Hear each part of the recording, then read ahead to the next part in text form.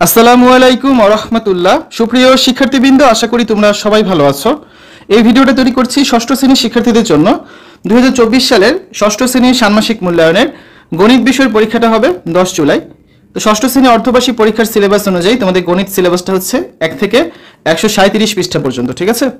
তো শিক্ষার্থীরা, সরকার থেকে যেহেতু এখন পর্যন্ত তোমাদের কোনো অ্যাসাইনমেন্ট বা কোনো প্রশ্ন দেওয়া হয়নি এই ষান্মাসিক মূল্যায়নের জন্য, তোমাদের হচ্ছে 10 তারিখ যেহেতু পরীক্ষা, তার আগের দিন সরকার থেকে কিছু নির্দেশনা দেওয়া হবে। তো সেটা দেওয়া হলে আমি তোমাদের সাথে শেয়ার করে দেব।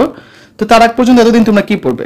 তো আজকের ভিডিওতে আমি আলোচনা করব এই যে 37 পৃষ্ঠা তোমাদের সিলেবাস দেওয়া হয়েছে, এই পৃষ্ঠাগুলো থেকে কোন কোন পৃষ্ঠাগুলো তোমাদের জন্য ইম্পর্টেন্ট, বা কোন কোন একক কাজ, জোড়ায় কাজ, কোন কোন ছকগুলো তোমাদের অবশ্যই শিখতে হবে, তোমাদের পরীক্ষায় এই টাইপের কাজই আসতে পারে। তো সেগুলো নিয়ে আজকে ভিডিওতে আমি আলোচনা করব। ভিডিওটা দেখো, আশা করি তোমরা কিছুটা হলে উপকৃত হবে এবং পরীক্ষার জন্য ভালো একটা প্রিপারেশন নিতে পারবে। তো প্রথমে তোমাদের সূচিপত্রটা দেখে নেওয়া যাক বইয়ের। প্রথম অধ্যায়ে রয়েছে সংখ্যার গল্প, দ্বিতীয় অধ্যায় পূর্ণ সংখ্যার জগৎ, তৃতীয় অধ্যায় মৌলিক উৎপাদকের গল্প, চতুর্থ অধ্যায় ভগ্নাংশের খেলা এবং পঞ্চম অধ্যায় রয়েছে ঐকিক নিয়ম, শতকরা এবং অনুপাত। এই 5টা অধ্যায় থেকে তোমাদের ষান্মাসিক মূল্যায়ন বা অর্ধবার্ষিক পরীক্ষার প্রশ্ন কিন্তু করা হবে। প্রথম অধ্যায় থেকে তোমাদের যে বিষয়গুলো মনোযোগ সহকারে পড়তে হবে, ভালোভাবে শিখতে হবে, সেগুলো কি? 3 কার্ডের ম্যাজিক, প্রিয় নামে বয়স জানো, পাজল বক্সের পাজল, তারপর হচ্ছে সংখ্যারেখার সাহায্যে যোগ বিয়োগ গুণ ভাগ 9 থেকে 11 পৃষ্ঠার কাজগুলো করবে। তারপর 7 পৃষ্ঠার জোড়ায় কাজ করবে, প্রিয় নামে বয়স জানো, এই কাজগুলো করবে। 4 পৃষ্ঠার একক কাজ 2 করবে, ঠিক আছে? তো এগুলো হচ্ছে তোমাদের করতে হবে। তো আমরা দেখি এখানে কি কাজগুলো রয়েছে। একক কাজ 1, এটা রয়েছে তোমাদের বই 3 পৃষ্ঠায়, এটা তোমরা করবে। একক কাজ 2, এটা হচ্ছে ইম্পর্টেন্ট একটা কাজ। ঘড়িতে সময় দেখি, কোন ঘড়িতে কত সময়, এটার অ্যান্সার তোমাদের লিখতে হবে। এরপর দেখবে একক কাজ কাগজের স্ট্রিপের সাহায্যে আরো বড় সংখ্যা তৈরি করে একটা জোড়ায় কাজ আছে, এটা রয়েছে তোমাদের বই 7 পৃষ্ঠায়, এগুলো করতে হবে। তারপর সংখ্যারেখার সাহায্যে যোগ, সংখ্যারেখার সাহায্যে বিয়োগ, সংখ্যারেখার সাহায্যে গুণ এবং সংখ্যারেখার সাহায্যে ভাগ করা, এগুলো তোমাদের শিখতে হবে। তোমাদের বইয়ের 10 থেকে 11 পৃষ্ঠায় এগুলো রয়েছে, ভালোভাবে তোমরা এগুলো দেখে যাবে, ঠিক আছে? তারপর অনুশীলনী চলে যাবে। অনুশীলনীতে যতগুলো প্রশ্ন আছে সবগুলোরই সমাধান কিন্তু তোমাকে করতে হবে। অনুশীলনী কোনো প্রশ্নে বাদ দিবে না, কারণ এখান থেকে হচ্ছে তোমাদের হুবহু কিন্তু প্রশ্ন পরীক্ষা চলে আসতে পারে। তো এইগুলো প্রথম অধ্যায় বা অভিজ্ঞতা 1। তারপর দেখো শিখন অভিজ্ঞতা 2। শিখন অভিজ্ঞতা 2 থেকে তোমাদের যেগুলো পড়তে হবে: 27 পৃষ্ঠার একক কাজ, 30 পৃষ্ঠার একক কাজ, 31 পৃষ্ঠার একক কাজ, 25 পৃষ্ঠার একক কাজ। তারপর হচ্ছে 33 পৃষ্ঠার একক কাজ, সংখ্যারেখার সাহায্যে পূর্ণ সংখ্যার বিয়োগ, সংখ্যারেখার সাহায্যে পূর্ণ সংখ্যার যোগ, এই কাজগুলো করতে হবে, ঠিক আছে? তো আসো দেখি আমরা এখান থেকে যে একক কাজ রয়েছে একটা, নিচে ছবিটা দেখো, এই ছবিটা থেকে খালি ঘরগুলো তোমাদের পূরণ করতে হবে। তারপর একক কাজ 2, এই ছক পূরণ করতে হবে।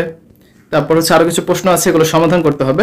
এই কাজগুলো রয়েছে তোমাদের বইয়ের 25 এবং 26 পৃষ্ঠায়, এগুলো ভালো মতো করবে। তারপর একক কাজ 3, নিম্নে প্রদত্ত সংখ্যাদ্বয়ের মধ্যে কোনটি অন্যটির ডানে অবস্থিত তা সংখ্যারেখায় দেখাও, এটা রয়েছে তোমাদের বইয়ের 26 পৃষ্ঠায়।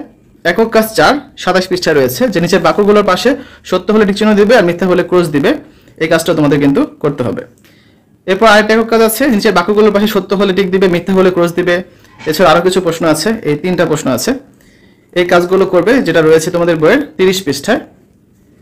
তারপর হচ্ছে 31 পৃষ্ঠায় আরো কিছু একক কাজ রয়েছে, যে নিজের সমস্যাগুলো সমাধান করো, এগুলো কিন্তু পরীক্ষার জন্য খুব ইম্পর্টেন্ট, এগুলো তোমাদের করতে হবে।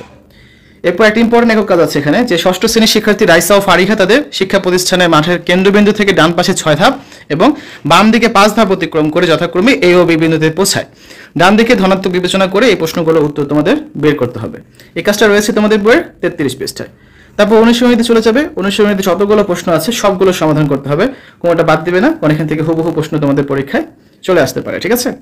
তো অনুশীলনীর এই যে 34 থেকে 35 পৃষ্ঠার মধ্যে তোমাদের মোট 16টা প্রশ্ন আছে, এই 16টা প্রশ্ন ভালো মতো তোমরা সমাধান করবে।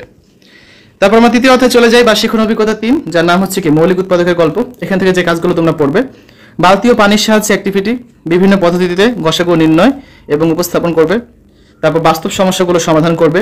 50 পৃষ্ঠার 9 নং অনুশীলনীর কাজটা করবে। 41 পৃষ্ঠা দলগত কাজ করবে। 45 পৃষ্ঠা দলগত কাজ করবে। 54 পৃষ্ঠার একক কাজ করবে। এগুলো হচ্ছে এই চ্যাপ্টার থেকে ইম্পর্টেন্ট। আমরা দেখি প্রথমে 41 পৃষ্ঠা যে দলগত কাজটা আছে, 11 দিয়ে বিভাজ্যতার সহজ নিয়ম খুঁজে বের করো, এই কাজটা তোমাদের ভালো মতো করতে হবে। তারপর একটা একক কাজ রয়েছে, প্রত্যেক 2 অঙ্কের 3টি সংখ্যা পছন্দ করো। এরপর গসাগুর খেলার মাধ্যমে মৌলিক উৎপাদকের গাছের সাহায্যে সংখ্যা 3টির গসাগু নির্ণয় করো। এরপর একটা দলগত কাজও আছে, যে মৌলিক উৎপাদকের গাছের চিত্র বা ডায়াগ্রাম ব্যবহার করে এই সংখ্যাগুলোর গসাগু নির্ণয় করো। এই কাজগুলো রয়েছে তোমাদের বই 45 পৃষ্ঠায়, এগুলো খুব ইম্পর্টেন্ট কাজ। তারপর অনুশীলনী আছে, অনুশীলনীতে চলে যাবে। অনুশীলনীতে এখানে যতগুলো কাজ আছে তোমাদের হচ্ছে 49 পৃষ্ঠা এবং 50 পৃষ্ঠায় অনুশীলনের এখানে মোট 9টা কাজ আছে। 9 নাম্বারটা হচ্ছে বেশি ইম্পর্টেন্ট, সবগুলো কাজই করবে, আর 9 নাম্বারটা একটু ভালো মতো করবে। তারপর একটা একক কাজ আছে 50 পৃষ্ঠায়, এটাও করতে হবে। তারপর তোমরা চলে যাবে 54 পৃষ্ঠায়, এখানে একটা একক কাজ আছে, এই কাজটা তোমরা ভালো মতো করবে। তারপর আবার অনুশীলনী কাজ আছে, এখানে অনুশীলনীতে মোট কয়টা অঙ্ক আছে দেখি আমরা। এখানে হচ্ছে তোমাদের 55 পৃষ্ঠায় আছে 9টা অঙ্ক, এবং 56 পৃষ্ঠায় রয়েছে আরো 2টা অঙ্ক, মোট হচ্ছে 12টা অঙ্ক। এই 1 থেকে 12 পর্যন্ত সবগুলো অঙ্ক তোমাদের ভালো মতো করতে হবে। তারপর 56 পৃষ্ঠায় একটা একক কাজ আছে, এটাও তোমরা কিন্তু ভালো মতো করবে, ঠিক আছে। এই গেল শিখন অভিজ্ঞতা 3। তারপর শিখন অভিজ্ঞতা 4 এর নাম হচ্ছে ভগ্নাংশের খেলা। এখান থেকে যে কাজগুলো করবে তোমরা, ভগ্নাংশের যোগ বিয়োগ, ভগ্নাংশ ভগ্নাংশের গুণ ও ভাগ, তারপর হচ্ছে দশমিক ভগ্নাংশের যোগ বিয়োগ গুণ ভাগ, তারপর 74 পৃষ্ঠার জাদুর মাঠ, 63 পৃষ্ঠার একক কর্মপত্র, 65 পৃষ্ঠার একক কাজ, 69 পৃষ্ঠার একক কাজ, 70 পৃষ্ঠার একক কাজ ও জোড়াই কাজ। তো এই বিষয়গুলো তোমাদের আর কি করতে হবে। তো আসলে দেখি তোমাদের বই থেকে যে প্রথমে একটা একক কর্মপত্র রয়েছে, এটা আছে তোমাদের বইয়ের 63 পৃষ্ঠায়, এটা খুব ভালো মতো করবে। তারপর হচ্ছে এখানে একটা ছক আছে, ছকটা তোমাদের পূরণ করতে হবে, এটাও একটা একক কাজ। খাতায় গ্রিড এঁকে নিচের সমস্যাগুলো সমাধান করো, তো এই কাজটা রয়েছে তোমাদের বইয়ের 65 পৃষ্ঠায়। তারপর আরেকটা একক কাজ আছে, খাতায় গ্রিড এঁকে সমাধান করো, এটা হচ্ছে ছকগুলো তোমাদের পূরণ করতে হবে, এটা আছে তোমাদের বইয়ের 69 পৃষ্ঠায়। তারপর 70 পৃষ্ঠায় কিছু একক কাজ আছে, কিছু জোড়াই কাজ আছে, এই সবগুলোই তোমাদের করতে হবে। এখানে দেখো সংখ্যা রেখা গ্রিডের সাথে সমাধান করতে বলা হয়েছে, তারপর খাতায় গ্রিড এঁকে সমাধান করতে বলা হয়েছে। এই একক কাজগুলো তোমাদের করতে হবে, যেটা তারপর একটা দলগত কাজও আছে। তো এই কাজগুলো রয়েছে তোমাদের বই 74 পৃষ্ঠায়। আমি যা দেখাচ্ছি ভিডিওতে সবগুলো কিন্তু ইম্পর্টেন্ট কাজগুলো বের করে দেখাচ্ছি, ঠিক আছে। তো তোমরা বাদ দিও না, এই সবগুলো ভালো মতো করবে, দেখবে পরীক্ষার জন্য খুব ভালো একটা প্রিপারেশন হয়ে যাবে। কারণ সবগুলো কিন্তু এখানে দেখাচ্ছি না, যেগুলো ইম্পর্টেন্ট সেগুলোই দেখাচ্ছি। তারপর 82 পৃষ্ঠায় আরেকটা একক কাজ আছে, এই ছকটি পূরণ করো। তো এই ছকটা পূরণ করা তোমরা শিখবে, এই কাজটা তোমাদের কিন্তু পরীক্ষায় চলে আসতে পারে। এর সাথে 2টা প্রশ্ন আছে, প্রশ্নগুলো দেখতে হবে। তারপর একটা একক কাজ আছে যে A4 কাগজে গ্রিড এঁকে নিচে ছকের সমস্যাগুলো সমাধান করো, খুব ইম্পর্টেন্ট একটা কাজ এগুলো। তো এই কাজটা রয়েছে তোমাদের বইয়ের 90 পৃষ্ঠায়। তারপর একটা জোড়াই কাজ আছে, কিছু একক কাজ আছে 99 পৃষ্ঠায়, এগুলোও করবে। তারপর অনুশীলনীতে চলে যাবে, অনুশীলনীতে যতগুলো প্রশ্ন আছে সবগুলো করবে, কোনোটা বাদ দিবে না, ঠিক আছে।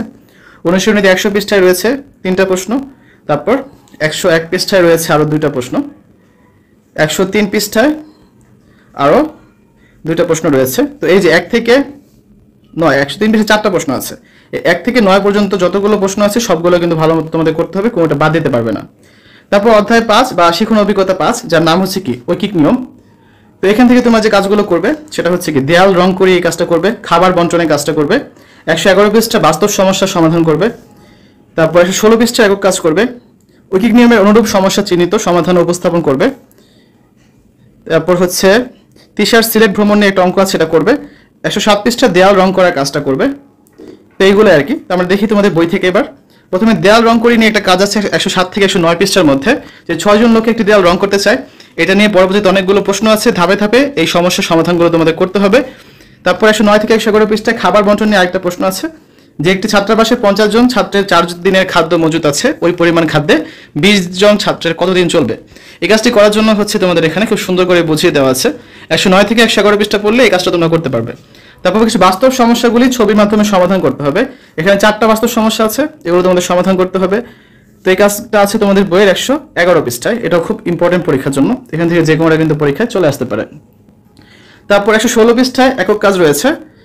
এবার নিচে সমস্যাগুলো সমাধান করো। এখানে শতকরা কত অংশ সবুজ রং করা হয়েছে, তারপর সবুজ রং করা আকৃতিটির নাম কি, তুমি কি আগে কখনো এরকম আকৃতি দেখেছো কিনা, এগুলো করবে। 117 পৃষ্ঠায় আরো কিছু প্রশ্ন আছে, এগুলো সমাধান তোমাকে করতে হবে, ঠিক আছে। 117 পৃষ্ঠা। তারপর 118 পৃষ্ঠা আরো কিছু প্রশ্ন আছে, এগুলো তোমরা দেখবে। এগুলো সবই কিন্তু পরীক্ষার জন্য খুব ইম্পর্টেন্ট। তারপর তিশার সিলেট ভ্রমণ, এটা একটা ইম্পর্টেন্ট অঙ্ক, যে তিশা 2500 টাকা নিয়ে খুলনা থেকে সিলেট যাওয়ার বাসে উঠলো, বাস ভাড়া দিতে হলো 1800 টাকা। যাওয়ার পথে বাস থামলে তিশা কিছু খাবার কিনে খেলো, সিলেট পৌঁছানোর পর সে দেখলো তার মোট টাকা শতকরা 80 ভাগই খরচ হয়ে গেছে।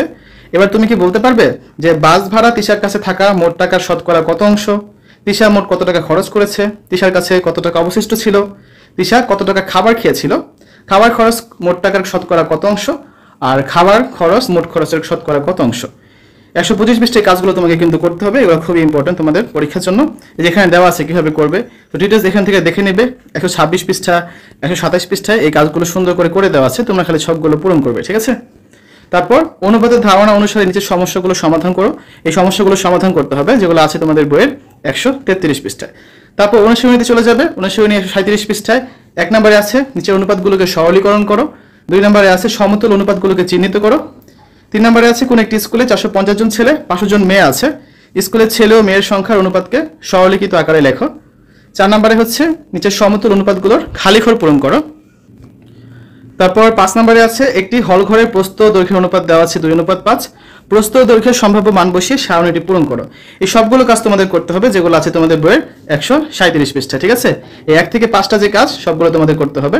তো শিক্ষার্থীরা তোমাদের যে 1 থেকে 137 পৃষ্ঠা পর্যন্ত এই পরীক্ষার সিলেবাসে আছে, তো সেখান থেকে কোন কোন কাজগুলো তোমাদের হচ্ছে পরীক্ষার জন্য করতে হবে, কোন টাইপের প্রশ্নগুলো পরীক্ষা আসতে পারে এবং কোন কাজগুলো বেশি বেশি ইম্পর্টেন্ট সেগুলো নিয়ে আলোচনা করেছি। তোমরা এগুলো ভালো করে প্র্যাকটিস করো, পরীক্ষার জন্য খুব ভালো একটা প্রিপারেশন নেওয়া হয়ে যাবে। তো শিক্ষার্থীরা এতক্ষণ আমরা দেখলাম ষষ্ঠ শ্রেণীর ষান্মাসিক মূল্যায়নের গণিত বিষয়ে